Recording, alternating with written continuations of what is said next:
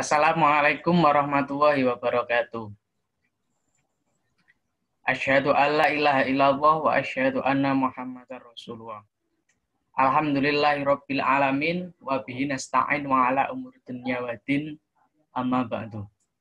Puji syukur atas kehadirat Allah Subhanahu wa taala yang telah memberikan hidayahnya sehingga kita dapat berkumpul pada pagi hari ini tanpa suatu halangan apapun.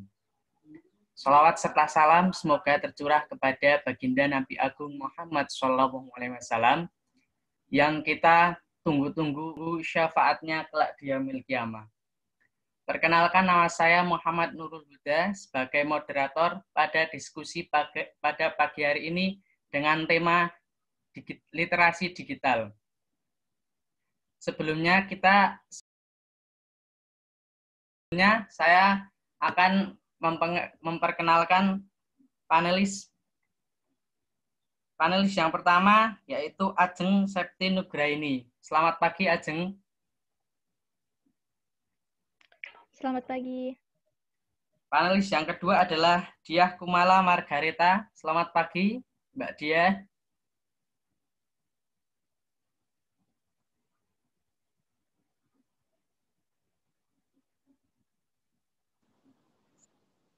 Selamat pagi. Selamat pagi, Mas Huda. Ya, selamat pagi. Yang selanjutnya ada Maulidatun Nada. Assalamualaikum, Mbak Nada. Ya, waalaikumsalam. Selamat pagi. Dan yang selanjutnya adalah Rista Widayanti. Selamat pagi, Mbak Rista. Selamat pagi. Oke. Langsung saja kita buka diskusi pada pagi hari ini dengan bacaan umul kitab. Al-Fatihah. A'udzubillahi minasyaitonirrajim. Bismillahirrahmanirrahim. Alhamdulillahirabbil alamin arrahmanirrahim maliki yaumiddin. Iyyaka na'budu wa iyyaka nasta'in ihdinas siratal mustaqim.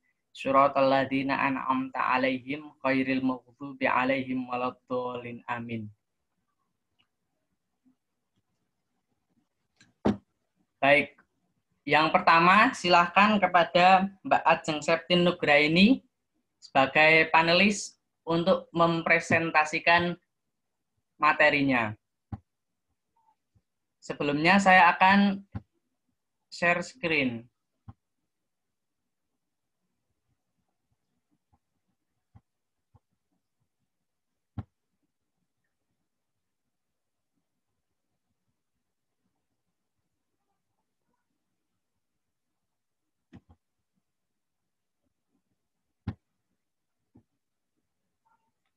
Apakah sudah terlihat? Mohon maaf, belum.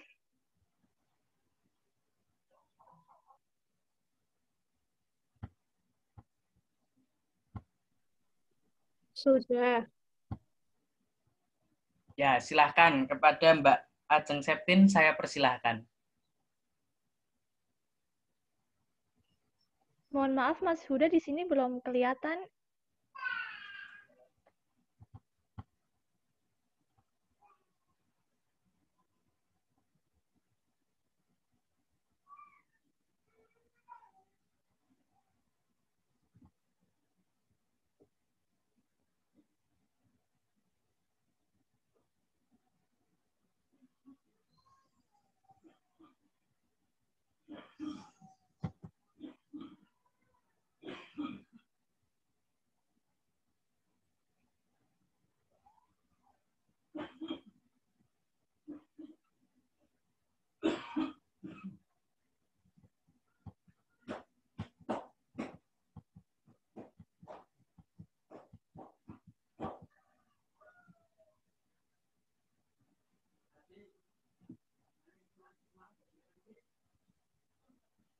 Mohon maaf sebelumnya kepada Mas Huda, mungkin bisa digeser ke slide pertama dulu. Oke, ini.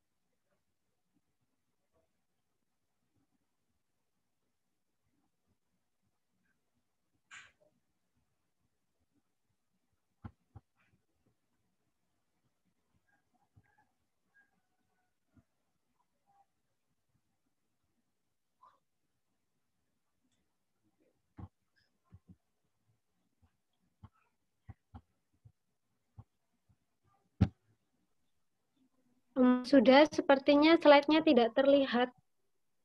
Warnanya hitam. Oh iya, sebentar ya.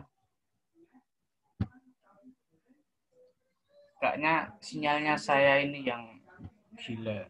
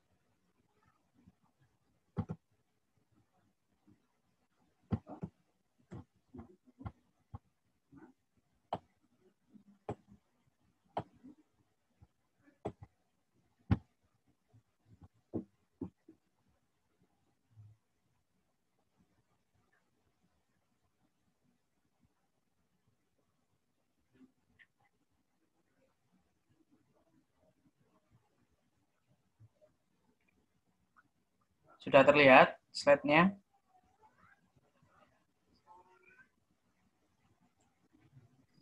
Sudah.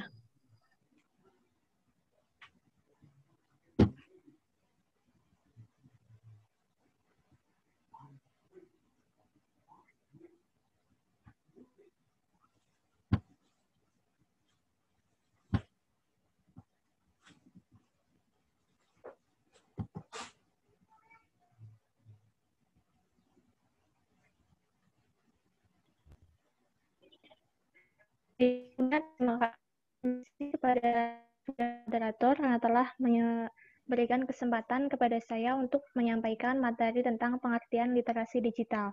Saya ingin bertanya apakah suara saya terdengar dengan jelas? Jelas. Ya, baik.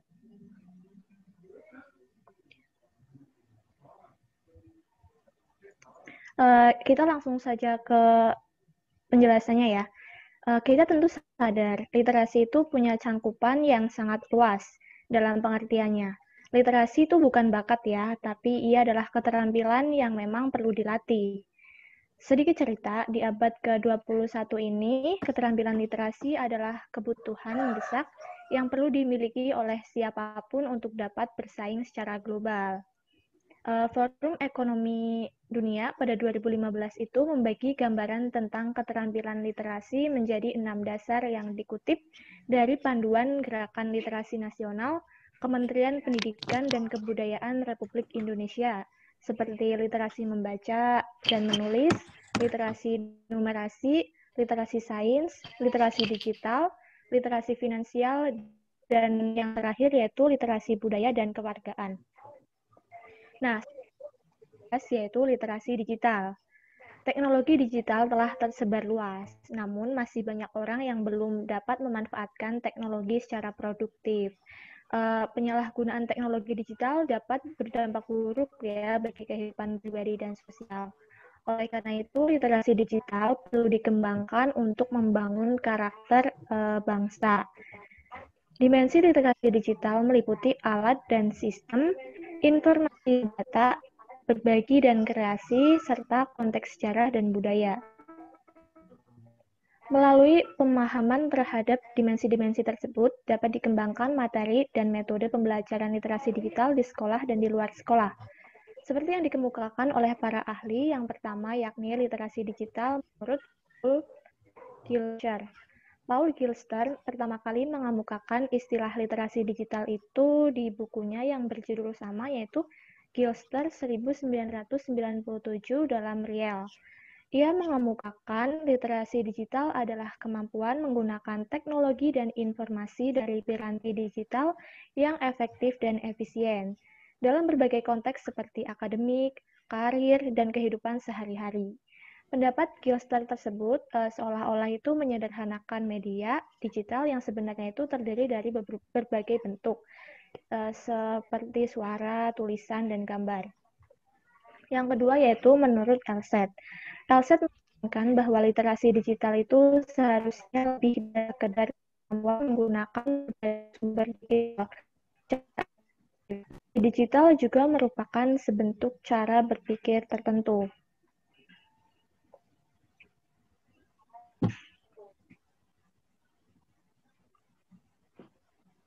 Berbeda dengan Elset, Bauden menawarkan pemahaman baru mengenai literasi digital yang berakar pada literasi komputer dan literasi informasi. Literasi komputer itu berkembang pada dekade 1980-an ketika komputer mikro semakin luas dipergunakan.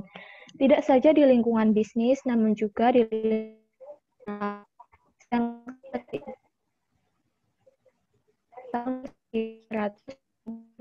makalah disusun, diakses, disebarluaskan melalui komputer atau melalui teknologi yang berjejaring gitu. Secara sederhana, literasi komputer itu diartikan sebagai alat bagi organisasi, komunikasi, penelitian, dan pemecahan masalah. Yang keempat yaitu menurut Shapiro dan Hughes. Shapiro dan Hughes mengemukakan bahwa literasi komputer itu terdiri dari 7 komponen, yaitu yang pertama literasi alat. Literasi alat itu adalah kompetensi menggunakan piranti lunak dan keras. Yang kedua itu literasi sumber, yaitu pemahaman tentang berbagai sumber bentuk, akses, dan informasi. Yang selanjutnya yaitu yang ketiga, yaitu literasi dan yaitu sosial.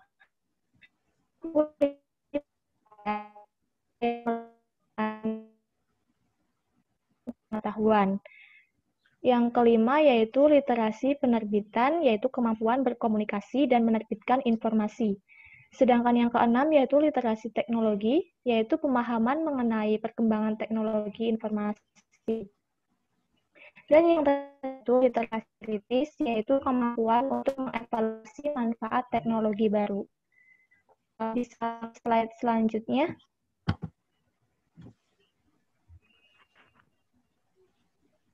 Baik, terima kasih. Selanjutnya, selain itu, literasi informasi juga dipelopori oleh para untuk merumuskan penggunaan baru perpustakaan. Seperti ada SCONUL, yaitu Society of College, National and University Libraries di UK menyebutkan literasi informasi menyangkut 7 aspek, yaitu mengenali informasi yang dibutuhkan, menentukan cara untuk menyelesaikan kesenjangan informasi, mengonstruksi strategi yang untuk mendapatkan informasi, mencari dan mengakses, membandingkan dan evaluasi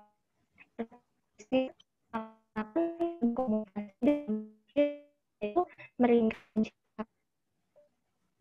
Jika kita perhatikan literasi komputer adalah fisik, kemampuan alat dan literasi informasi lebih cenderung ke keterampilan mental dan memproduksi informasi baru. Pendapat berbeda disampaikan pola komponen literasi media yang sebelumnya telah berkembang luas. Cunningham menyatakan bahwa digital komponen penting yaitu presentasi sebagaimana media digital mempresentasi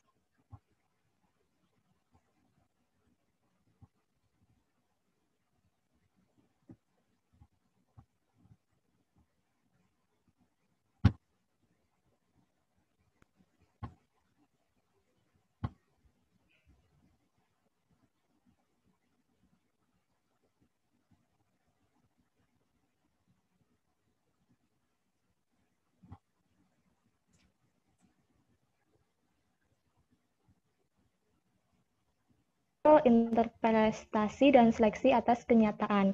Yang kedua menurut Buckingham yaitu bahasa. Individu tidak saja dituntut mampu berbahasa, namun juga memahami aneka kode dan konvensi pada berbagai genre konten. Hal ini membutuhkan kemampuan dia menempatkan, menarget, dan merespon halayak, termasuk di dalamnya cara-cara media digital mendapatkan informasi dan hal berkaitan dengan isu privasi dan keamanan pengguna.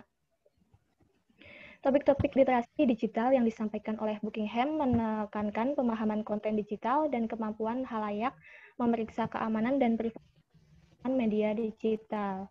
Pandangan lain dikemukakan oleh Martin yang menyatakan bahwa literasi digital merupakan gabungan dari beberapa bentuk literasi, yaitu komponen komputer, informasi, teknologi, visual, media, dan komunikasi. Menurut Martin, literasi digital didefinisikan sebagai kemampuan menggunakan, mengelola, dan memahami teknologi. Literasi teknologi adalah kemampuan menggunakan teknologi yang melibatkan pengetahuan mengenai faktor-faktor kunci yang menentukan keberhasilan sistem operasi teknologi. Hal ini meliputi pengetahuan mengenai sistem makro, adaptasi manusia terhadap teknologi perilaku sistem. Keterampilan ini juga menyangkut kemampuan menjalankan seluruh aktivitas teknologi secara efisien dan tepat. Konsep lain yang digunakan untuk menyusun literasi digital adalah literasi media.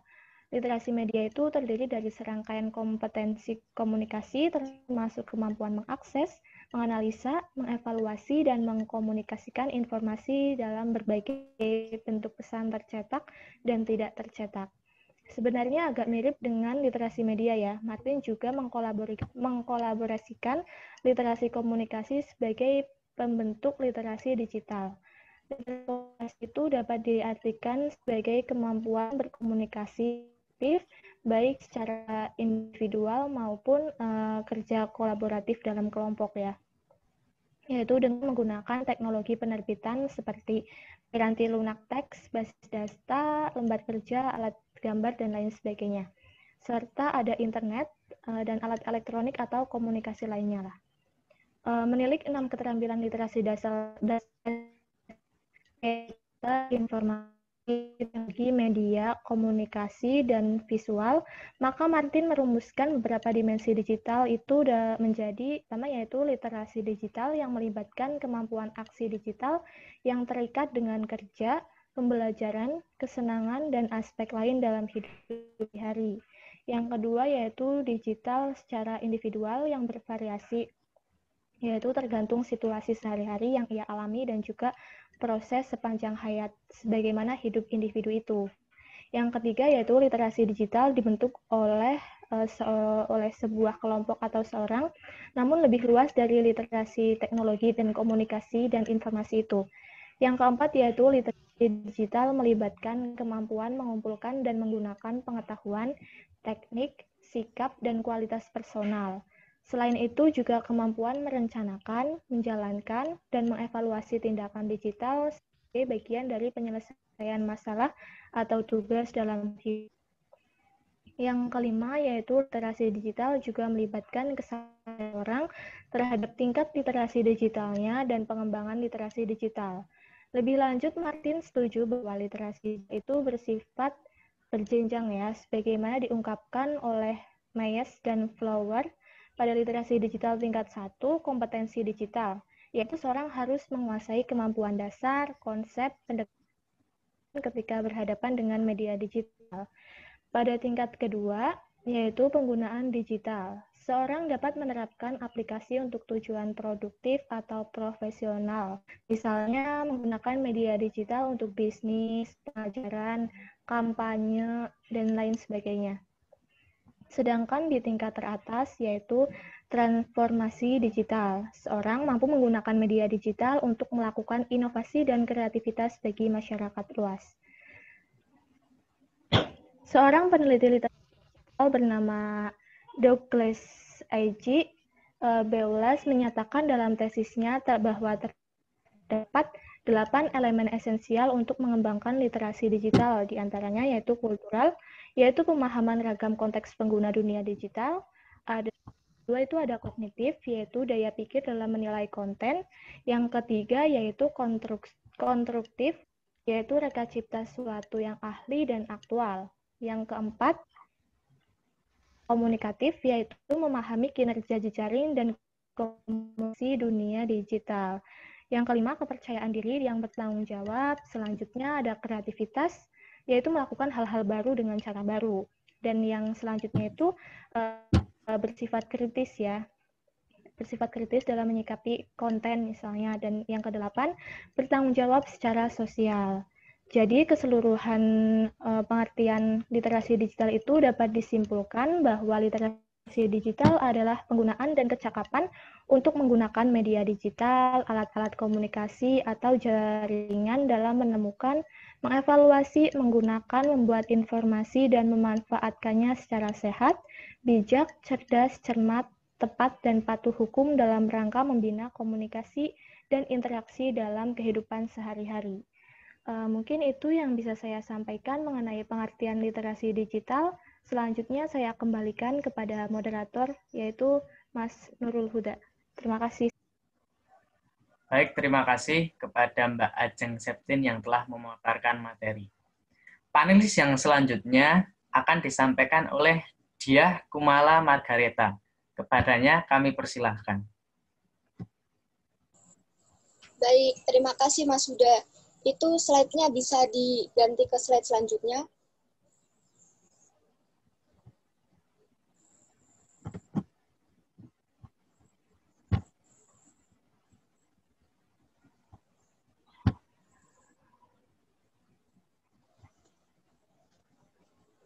Nah, sudah Mas.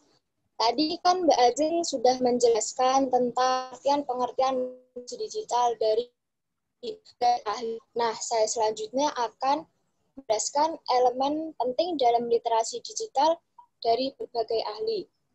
Elemen penting dalam literasi digital ada menyangkut kemampuan apa saja yang harus dikuasai dalam pemanfaatan teknologi dan komunikasi. Menurut Steve Wheeler, terdapat 9 elemen literasi digital. Yang pertama adalah social networking. Melalui social networking, kita dapat menggunakan teknologi untuk meningkatkan efisiensi dalam berkomunikasi. Karena seseorang yang memiliki smartphone sudah pasti memiliki banyak akun media sosial. Contohnya seperti memiliki akun Facebook, memiliki akun WhatsApp, Instagram, Twitter, dan lain-lain. Nah, dalam memanfaatkan layanan jejaring sosial, kita perlu berhati-hati dan selektif. Lalu yang kedua ada transliterasi.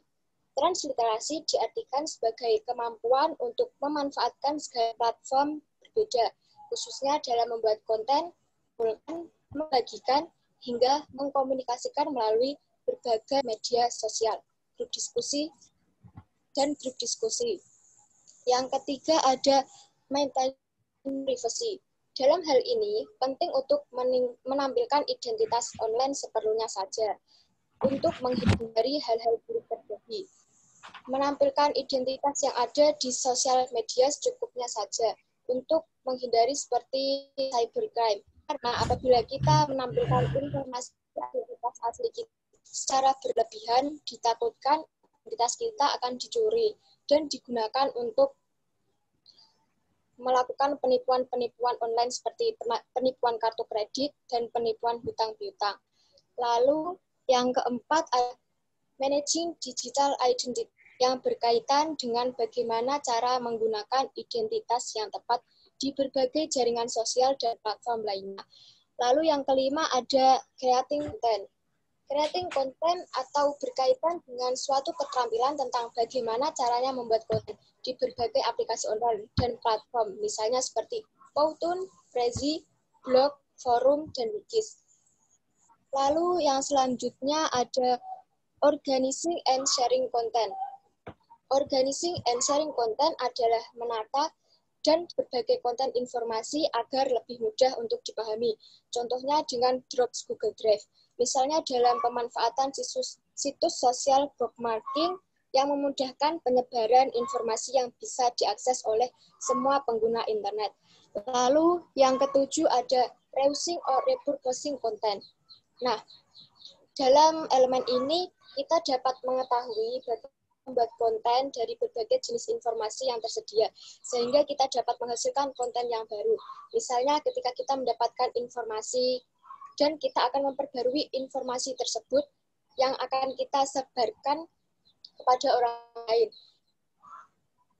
Hingga orang lain yang menerima informasi tersebut akan memperbarui atau melengkapi informasi yang telah saya sampaikan tersebut. Lalu ada elemen yang kedua, filtering and selecting content. Elemen ini memiliki kemampuan mencari, menyaring, dan memilih informasi dengan tepat sesuai dengan kebutuhan yang diinginkan. Dengan melakukan filtering dan selecting, kita akan semakin mudah untuk mendapatkan informasi yang kita butuhkan dan tentu saja informasi tersebut akan berdampak positif kepada kita. Lalu elemen yang terakhir ada self-broadcasting, yang bertujuan untuk membagikan ide-ide menarik atau gagasan pribadi dan konten multimedia, misalnya melalui forum, blog, dan wikis. Hal tersebut adalah bentuk partisipasi masyarakat secara sosial online. Masyarakat dapat menelurkan idenya secara demokratis dalam dunia digital, asal ide yang disalurkan tersebut bersifat positif dan dapat bermanfaat bagi orang lain.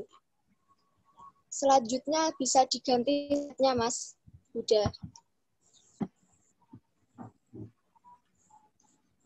Tadi jika Steve Wheeler membagi 9 elemen penting dalam literasi digital, maka berbeda dengan Betham, Littlejohn, and McGill yang dikutip dari Sarah Davis yang menyatakan bahwa ada 7 elemen penting literasi digital. Yang pertama yakni information literacy yang menyangkut tentang kemampuan bagaimana kita menemukan, menafsirkan, mengevaluasi, serta mengelola hingga memberikan informasi yang bermanfaat. Yang kedua, digital scholarship yang mencakup partisipasi aktif dalam akademik, misalnya dalam praktek penelitian. Yang ketiga ada learning skill, meliputi belajar secara aktif.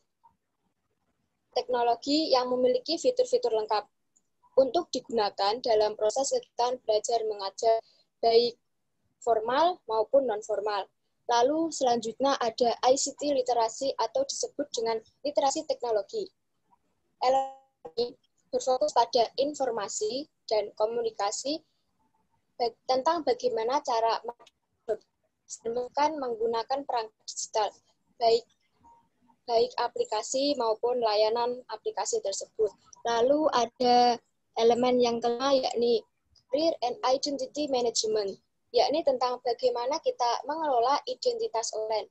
Lalu ada elemen yang keenam yakni communication and collaboration, yang meliputi partisipasi aktif dalam jaringan digital untuk pembelajaran dan penelitian.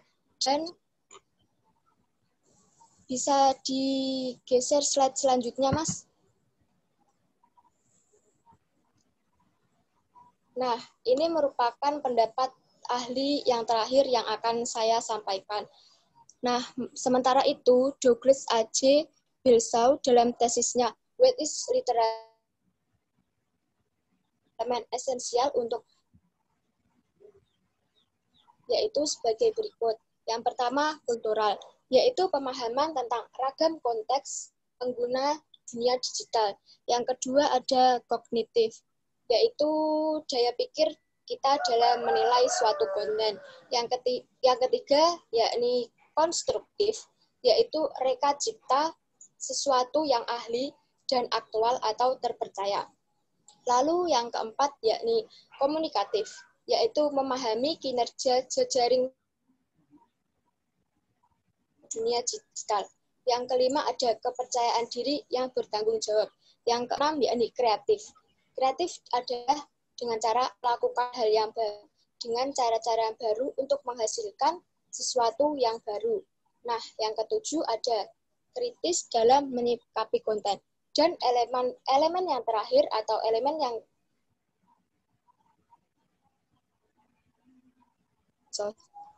itu merupakan beberapa pendapat dari ahli yang menyatakan tentang elemen-elemen literasi digital.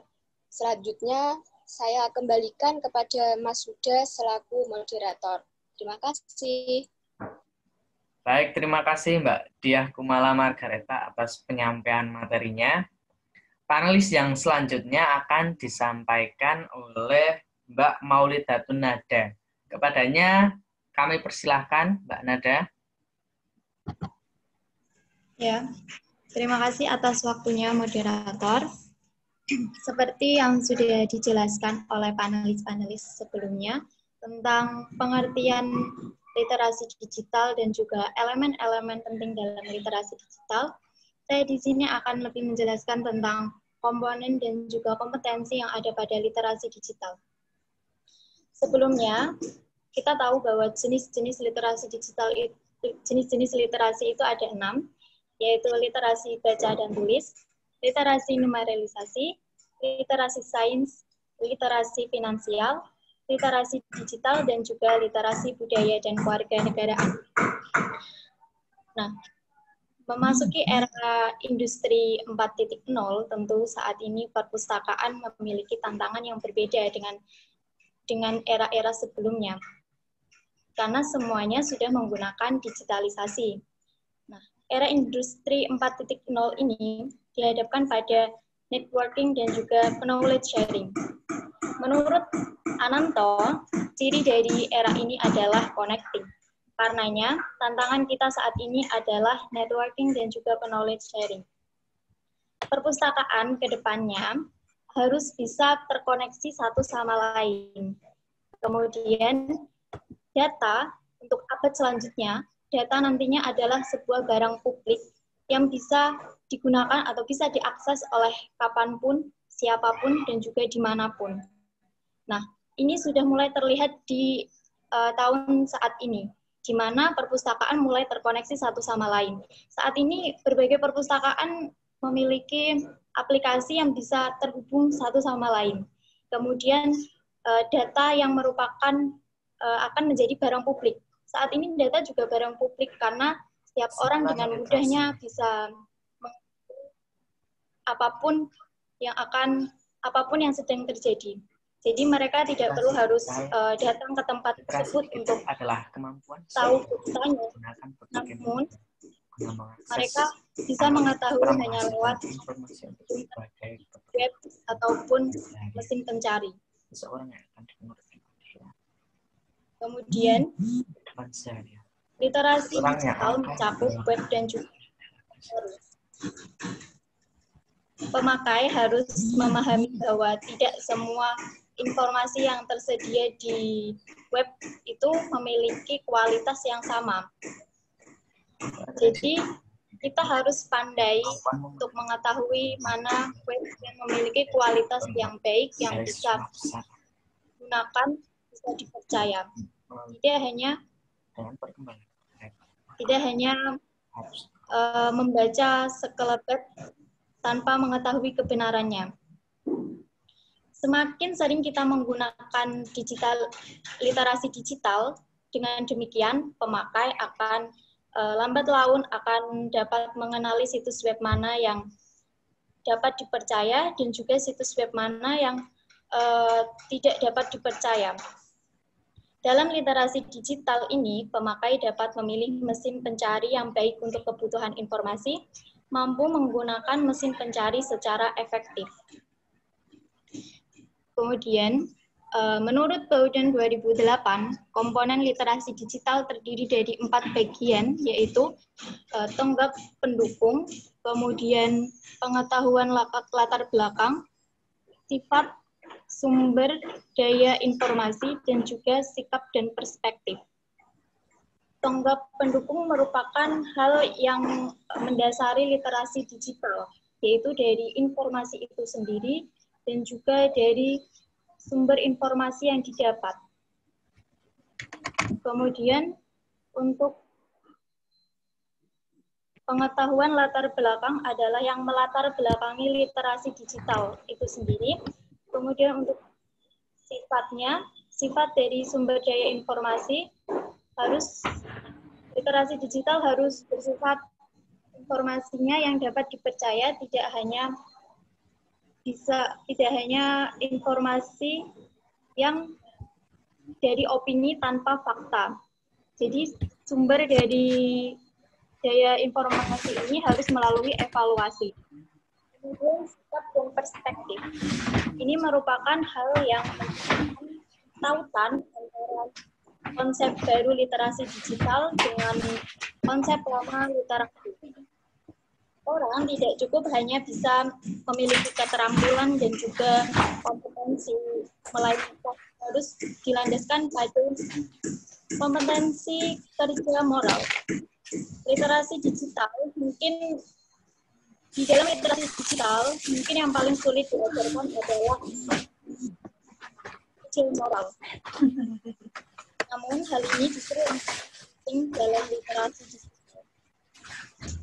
Literasi moral menyangkut pemahaman tentang bahwa adanya akses di media atau di web yang tidak terbatas. Kita harus tahu bahwa dalam pemahaman tersebut tidak semua materi itu dapat diunduh dengan bebas hak cipta. Semuanya memiliki hak cipta. Ini tergantung bagaimana kita bisa bertanggung jawab tentang hak cipta tersebut. Tidak hanya main mencari informasi, mencuri informasi, gambar, ataupun video yang berada di web. Namun itu dilindungi oleh hak cipta. Kita harus bisa bertanggung jawab akan hak cipta tersebut. Kemudian, pembelajaran mandiri dan literasi moral dan sosial merupakan kualitas yang ada pada seseorang yang motivasi dan pemikirannya itu mendayagunakan agar informasinya itu dapat digunakan dengan sebaik-baiknya. Hal tersebut merupakan dasar pemahaman pentingnya informasi serta urusan yang baik dengan sumber daya informasi dan saluran komunikasi serta intensif untuk meningkatkan kemampuan kita ke tingkat yang lebih baik. Bisa dilanjut slide-nya.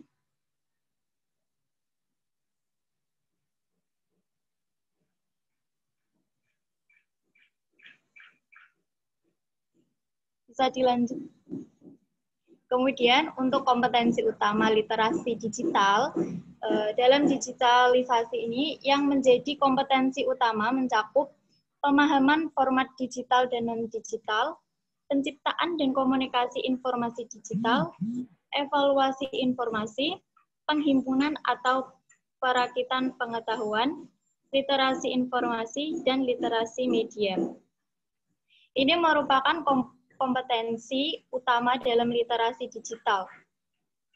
Kompetensi adalah kekuasaan atau untuk menentukan atau memutuskan sesuatu sehingga ini layak disebut literasi digital yang baik atau bukan, harus memenuhi beberapa kompetensi tersebut, yaitu pemahaman format digital dan non-digital, penciptaan dan komunikasi informasi digital, evaluasi informasi, penghimpunan dan perakitan pengetahuan, literasi informasi, dan literasi media. Itu saja yang bisa saya sampaikan.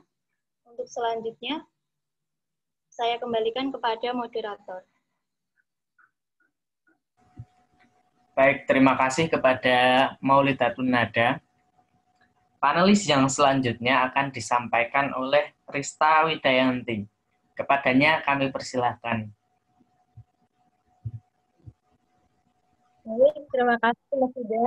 Seperti apa yang tadi sudah dijelaskan oleh salah satu pemateri, adanya tantangan literasi digital. Oleh karena itu, kita membahas mengenai tantangan membaca di era digital.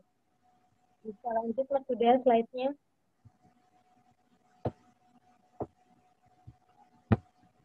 Jadi, tantangan membaca di era digital ini, yang pertama itu kita harus tahu karakter dari membaca dan juga perilaku membaca. Baik itu secara digital maupun secara fisik itu berbeda. Mendorong orang untuk membaca secara digital maupun secara fisik itu juga berbeda. Cara mengaksesnya pun juga berbeda. Dan rasanya orang sekarang ini lebih suka membaca secara digital. Mengapa? Karena kontennya itu langsung terhubung ke HP atau gawai kita. Ya, sedangkan HP atau gawai kita ini tidak pernah lepas dari tangan atau ketinggalan, karena HP ini selalu ada di tangan kita. Jadi link konten literasi ini biar di sosial kita tahu kan lagi di masa ini setiap hal ini kita apa yang di-sharekan saja nih dari itu sama itu sama seperti literasi digital. Jadi kita hanya membaca apa yang ada di sosmed, padahal banyak sekali bacaan yang di media.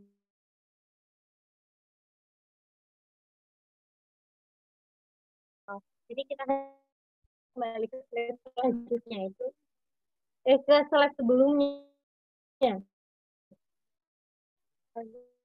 Belum sampai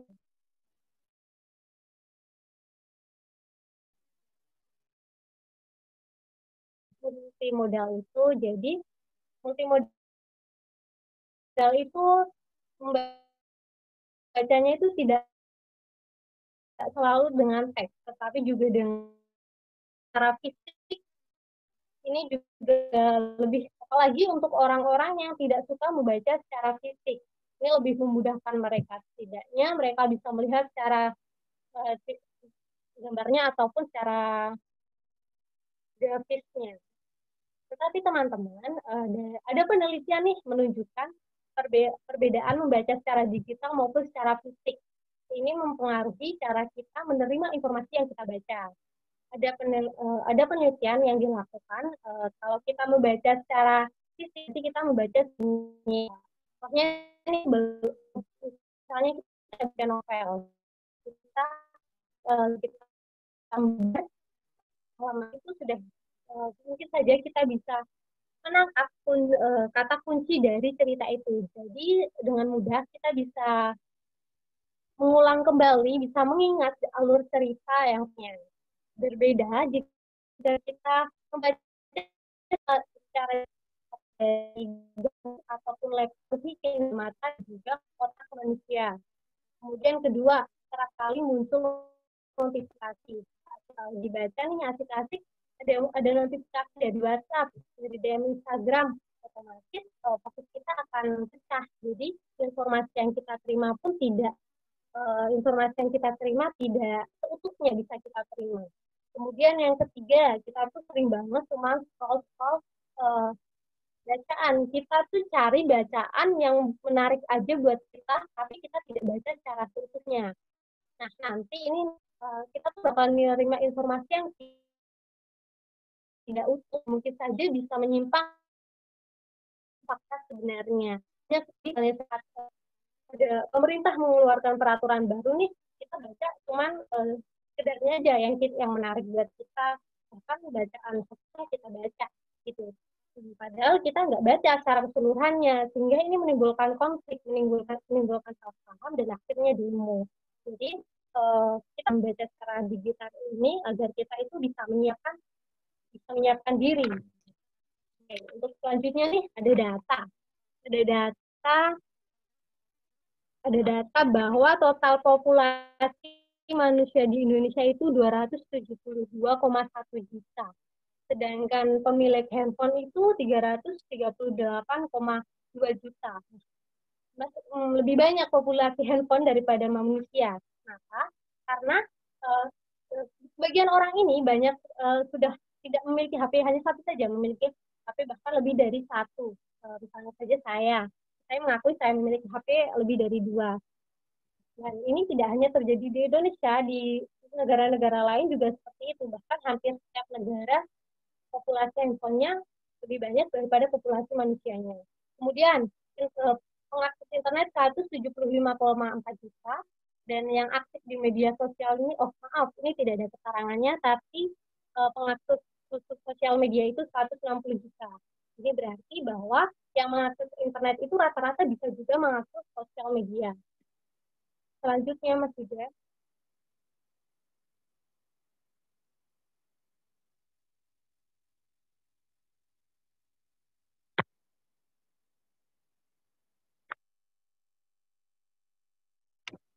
Selanjutnya adalah daily time spend. Yang pertama, orang menggunakan internet itu 7 jam 59 menit. Penggunaan sosial media 3 jam 26 menit. Penggunaan menonton televisi 3 jam 4 menit. streaming musik 1 jam 30 menit, bermain game 1 jam 23 menit. Ini rata-rata yang dilakukan orang Indonesia, dan bisa kita ketahui bahwa hampir setiap hari kita menghabiskan waktu hanya untuk sosial media. Dan perlu kita ketahui ya teman-teman, bahwa Indonesia itu suka berteman dan juga suka mengobrol. Jadi orang-orang Indonesia ini ada data bahwa orang-orang Indonesia ini paling banyak berteman di Facebook dan juga paling aktif dalam berkomentar di Facebook. Dan bisa kita ketahui juga ada data bahwa akun Facebook di Indonesia, ya masih akun Indonesia, akun Facebook itu 65 juta per hari. Ini berarti bahwa dan juga mana yang karena semakin krusial kita bermain sosial media semakin tinggi. Oke, slide selanjutnya.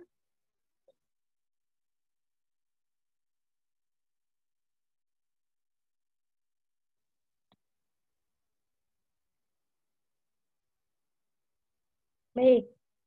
Selanjutnya yaitu rendahnya kemampuan berpikir kritis. Dari materi yang tadi saya jelaskan, ini kemudian mempengaruhi kita dalam berpikir kritis. Banyak nih orang-orang yang salah pengertian bahwa literasi itu hanya kemampuan membaca dan juga menulis. Padahal itu sangat salah ya. Sesungguhnya itu literasi itu kan bagaimana kita mendapatkan informasi agar berguna di kehidupan nyata. Dan rendahnya berpikir kritis ini nanti mempengaruhi bagaimana kita termakan hoax. Sekarang itu banyak banget orang kita bukan sedikit, maksudnya terlihat ini itu dianggap benar, menunjuk rendah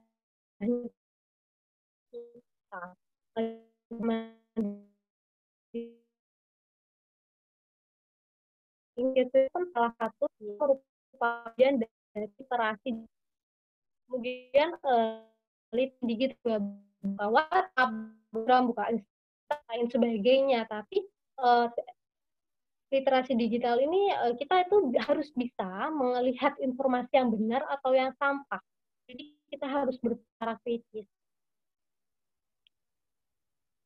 Selanjutnya Mas Huda.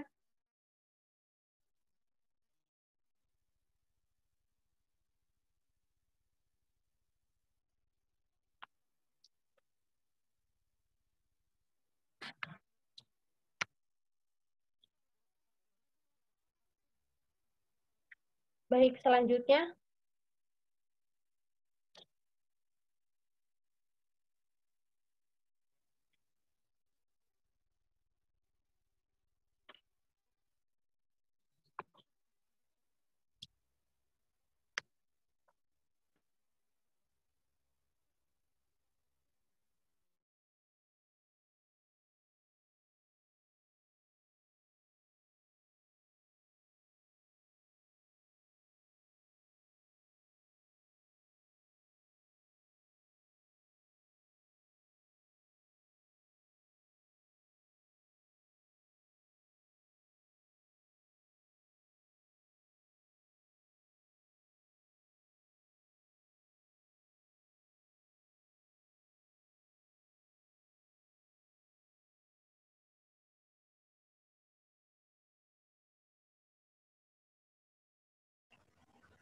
Apa sudah terlihat?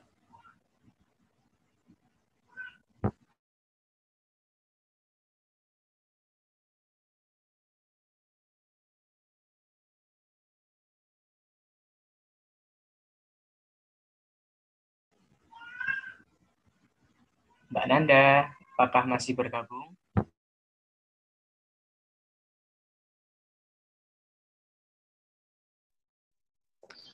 Sorry, tadi terkendala sinyal ya. Baik, kita lanjutkan ya ke slide terakhir dari saya. Jadi lanjut ke literasi digital ini bukan sekedar cakap teknologi. Jadi dengan aspek teknologi saja, tetapi juga ada loh aspek-aspek lainnya. Jadi apa saja sih aspek-aspek lainnya? Yang pertama itu adanya kesadaran data atau awareness. Nah, jadi kesadaran data saat mengakses internet, sistem aplikasi yang kerap berinteraksi di dunia cyber ini, kita tuh harus berhati-hati dalam mengakses data. Misalnya nih, kita mau beli sesuatu di online shop, terus kita harus memberikan alamat kita, nomor handphone kita, bahkan rekening kita nih. Nah, tapi kita secara sadar bahwa itu kita mentransfer data pribadi kita sehingga bisa diakses oleh platform-platform lainnya. Jadi kita harus berhati-hati dalam mengakses data atau men-share data-data kita ke akses internet. Kemudian yang kedua, adanya kemampuan menganalisis data. Nah, kita bisa nih memanfaatkan dari data yang masuk, data yang kita baca, kita harus menerima informasi yang berjalan secara cepat. Jadi karena setiap harinya informasi itu selalu cepat bergantinya, jadi kita harus memanfaatkan data yang masuk agar kita itu bisa menganalisa. Jadi analisa data itu berarti bagaimana kemampuan kita untuk mencerminkan kondisi dan data yang ada dan membuat keputusan-keputusan dari data yang ada. Contohnya nih, kan ada sekarang ini ada jam tangan yang bisa mengukur detak jantung kita. Nah, kan kita tahu nih detak jantung kita gimana. Nah, kalau misalnya orang itu nggak bisa menganalisa data tersebut, beliau nggak tahu kalau detak jantung saya segini, saya harus ngapain ya? Kalau misalnya kayak ini, ngolah, saya harus istirahat. Tapi orang itu tidak melakukannya, jadi percuma punya stopwatch yang jam tangan yang bisa mengukur detak jantung kalau tidak bisa menganalisa data tersebut. Kemudian yang ketiga, adanya kemampuan untuk bisa fokus atau deep work ya. Jadi kita ini setiap hari megang handphone maupun megang laptop ya. Jadi notifikasinya itu terus-terusan masuk. Ketika kita membaca, kita tuh harus berusaha untuk tetap fokus agar tidak terpecah oleh terpecah fokus dari notifikasi itu. Misalnya saja nih kita bisa menghilangkan notifikasi itu, atau mungkin saja bisa men-silent HP sehingga notifikasi itu tidak mengganggu fokus kita dalam membaca. Begitu saja yang dapat saya sampaikan. Saya kembalikan kepada moderator. Terima kasih. Baik, terima kasih atas materi yang telah disampaikan oleh panelis-panelis. Menuju sesi yang selanjutnya ialah sesi tanya-jawab. Berikut pertanyaan yang sudah masuk kepada kami, tertuju pertama kepada Mbak Ajeng Septi Nugraini. Pertanyaannya,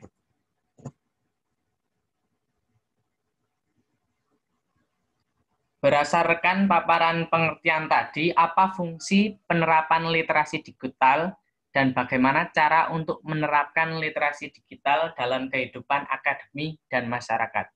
Silakan dijawab Mbak Ajeng Septi.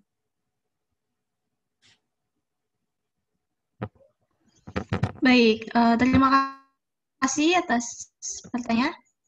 Gini ya, apakah suara saya terdengar jelas, teman-teman? Terdengar dengan jelas.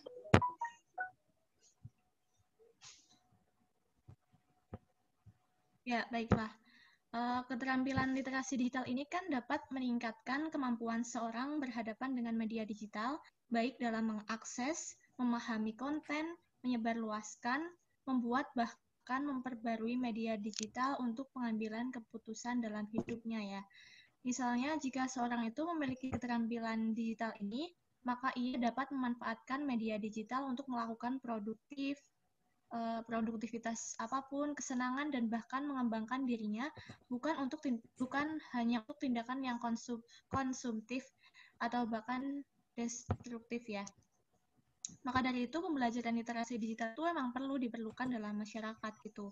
Ada 2 jalur yang dapat digunakan, yaitu pendidikan sekolah atau formal dan jalur masyarakat atau informal. Nah, di sekolah literasi digital itu dapat ke dalam kayak beberapa mata pelajaran gitu, seperti mata pelajaran bahasa bisa, mungkin IPS, kesehatan, dan komputer. Mata pelajaran misalnya ada beberapa keterampilan yang harus dikuasai siswa, seperti menyimak, baca, dan menulis. Jika dihubungkan dengan literasi digital, maka keterampilan membaca, menyimak, dan menulis itu dilakukan dengan media digital seperti komputer, internet yang bisa melalui blog, terus Instagram dan lain sebagainya melalui web kayak gitu ya. Dan juga telepon pintar atau smartphone. Dengan begitu, siswa dapat diajak untuk membedakan berita bohong dan berita benar yang tersebar di internet. Selain itu, diberitahu alamat-alamat situs yang bermanfaat untuk pembelajaran dan cara penggunaannya. Pembelajaran mengenai berbagai aplikasi pembelajaran juga dapat disampaikan. Selain pendidikan yang formal, digital juga dapat disampaikan melalui pendidikan informal seperti dalam kelompok masyarakat yaitu PKK, pengajian, Karang Taruna, atau komunitas hobi dan lain sebagainya. Literasi digital itu membuat masyarakat dapat mengakses, memilah, dan memahami berbagai jenis informasi yang dapat digunakan untuk meningkatkan kualitas serta kesehatan anak atau keluarga. Selain itu, mereka itu dapat partisipasi dalam kehidupan bermasyarakat, bernegara, dan berpolitik dengan menyampaikan aspirasinya di kanal-kanal tertentu, misalnya seperti YouTube, Facebook, dan lain sebagainya. Melalui media digital, masyarakat itu dapat menyuarakan perspektif dan opininya demi keadilan tanpa merugikan pihak lain. Tujuan ekonomi juga dapat dicapai melalui literasi digital, yakni dengan memahami transaksi online. Pendek kata, literasi digital itu membuat seorang dapat mengawasi keuangannya dengan baik, sehingga ia dapat berpartisipasi dalam kehidupan sosial dengan lebih baik pula. Maka dari itu, literasi digital itu perlu dikembangkan di sekolah dan masyarakat sebagai bagian dari pembelajaran sepanjang hayat. Mungkin itu jawaban dari saya kembalikan kepada moderator. Baik, terima kasih kepada Mbak Ajeng Septin. Pertanyaan yang selanjutnya dituju kepada Diah Kumala Margareta. Berikut akan saya bacakan pertanyaannya. Dari pendapat-pendapat ahli di atas atau yang Mbak Diah Kumala sampaikan, menurut kamu mana yang paling benar dan mengapa mereka mengemukakan pendapat yang berbeda-beda? Silahkan bisa dijawab Mbak Diah.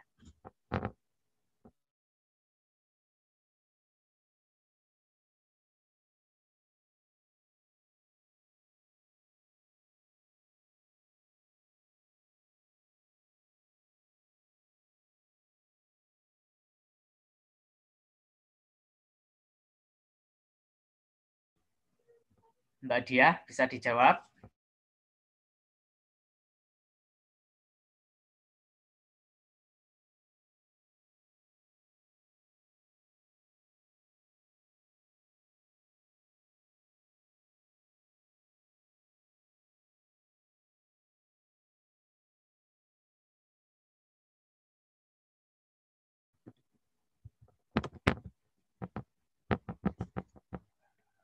Mbak Diah, apakah masih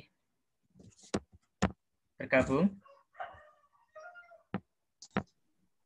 Maaf, tadi terkendala sinyal. Bisa diulangi pertanyaannya? Ya, baik. Dari pendapat ahli yang telah kamu sampaikan, yang merasa kamu paling benar yang mana dan mengapa mereka mengemukakan pendapat yang berbeda-beda?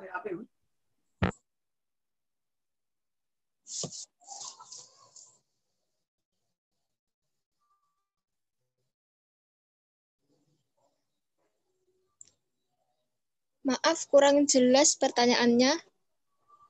Ya, baik, saya ulang. Dari pendapat ahli yang telah kamu sampaikan, mana yang menurut kamu paling benar dan mengapa mereka mengemukakan pendapat yang berbeda-beda? Oke, terima kasih pertanyaannya, Mas Huda. Menurut pendapat pribadi saya, pendapat-pendapat ahli di atas itu tidak ada yang salah atau semuanya itu benar. Karena pada intinya, elemen-elemen yang telah dijelaskan oleh ahli-ahli tersebut itu intinya sama, hanya saja dalam penamaannya dan dalam penyampaiannya saja yang berbeda. Bisa saya ambil contoh dari pendapatnya Steve Wheeler tentang Managing Digital Identity dengan pendapat dari Betham, Littlejohn, dan McGill yang karir dan identity.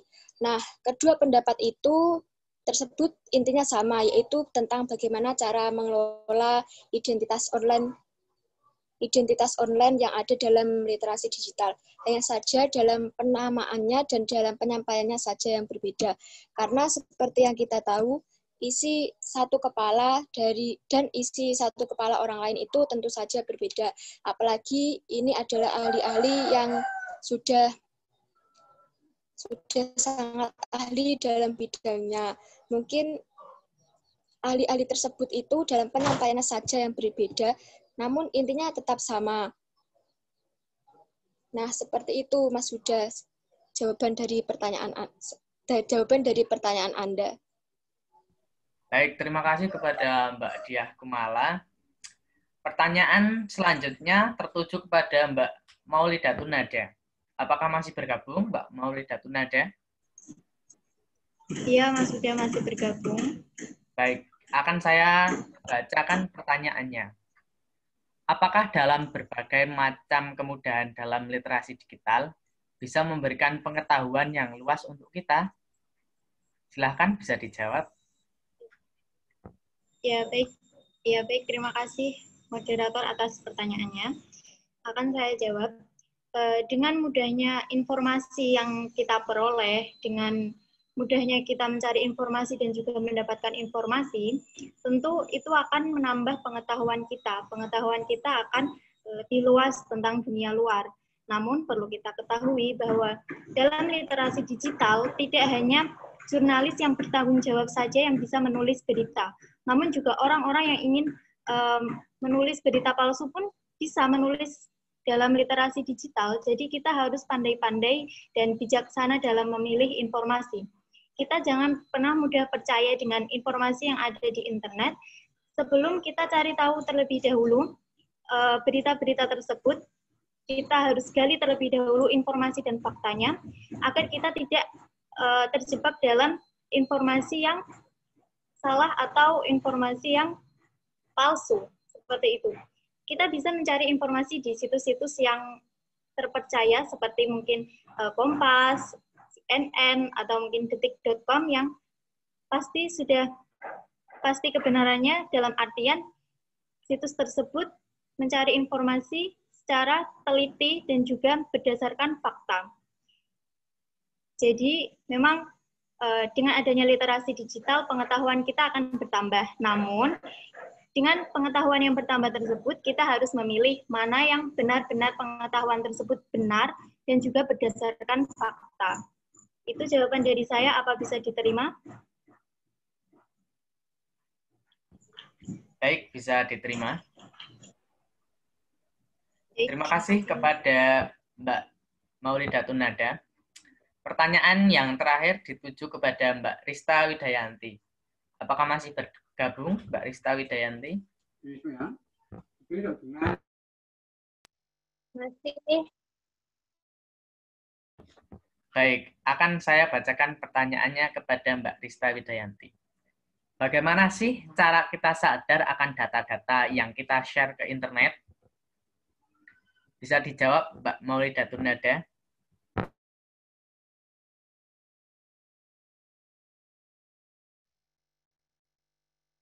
Oh, maaf, kepada Mbak Rista Widayanti. Baik, ya. Saya akan jawab. Jadi, kembali lagi ya, kita tuh harus berpikir kritis, di mana kita tuh jangan mudah percaya sama platform-platform di internet ya. Jadi, kita tuh harus, pertama, kita harus mencari tahu dulu data-datanya dari platform-platform itu, apakah itu terpercaya ataukah itu hanya platform-platform penipuan. Terus kedua, kita itu juga harus pinter. Misalnya nih ya, misalnya saya bercontoh orang yang ingin melakukan pinjaman secara online. Nah, dia itu disuruh untuk memberikan KTP, tetapi tidak mengetahui platform itu apakah itu terpercaya atau tidak, sehingga beliau ketika memberikan KTP jadinya malah disalahgunakan KTP-nya. Jadi kita tuh harus benar-benar mengumpulkan data dari berbagai sumber, apakah platform itu benar, apakah platform itu dapat data-data ke internet. Jadi itu saja mungkin yang dapat saya sampaikan. Bagaimana Mas Huda?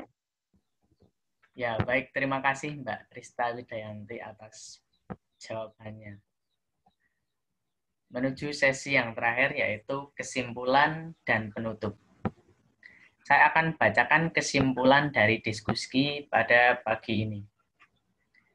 Literasi digital didefinisikan sebagai kemampuan memahami dan menggunakan informasi dalam berbagai formal dari sejumlah besar media. Kita harus berpikir kritis agar kita bisa membedakan antara berita yang benar atau berita yang hoax. Kita harus sadar kepada data pribadi kita.